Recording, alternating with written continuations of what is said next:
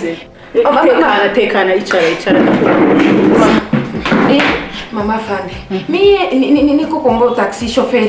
Sasa mimi natumika nguku Rusangi na Njoko Mineshi. Lakini walinifanyia jana, hawezi ona. Balikani iba nani peke. Yo, nukuvuga rero ngo tubamubwiza. Si yo taka baligesa gapi lakini mbere tukusana nabajua. Ntiwabubazi rero bambwire. Nani mwingine si bali bakimbizi ba muhumuro. Nani mwabajue? Nishasikia byabo gisi banasemaga kibana kwaka. Si yo batu babaya mimi nabajue. Chunga ibiva mu kanwa kawe. Uranyumva neza? Ushobora gufata abantu ngo umugwi w'abantu ngo nuko ari impunzi cyangwa ngo abanyamahanga ngo bafate ngo ubiyangirize ibintu utavyemeza ufise. Turumvikana?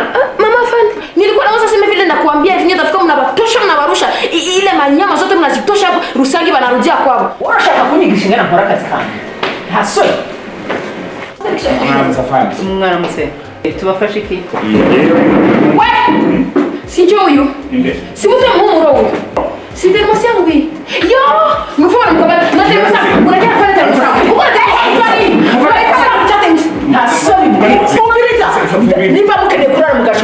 Ngewe kubera ko mba mu nkambi impunzi twebwe nijoro twatewe n'abajura ntewe n'abajura noneho ndatabaza abajura barirukanka basiga ibintu bimwe na bimwe n'ino temusi irimo dore ni pasi nziza cyane ubwo rero narebye mbona ntashobora kubona nyiri ibi bintu ndavuga ngo mbizanye kuri polisi wende mwebwe mwashobora gutanga itangazo mukamenya nyirabyo. Yo nilikuwa nawaza simi nuko wale bamuzi nisikuwa najua kama nisamee. Subiramo ibyo wari wavuze.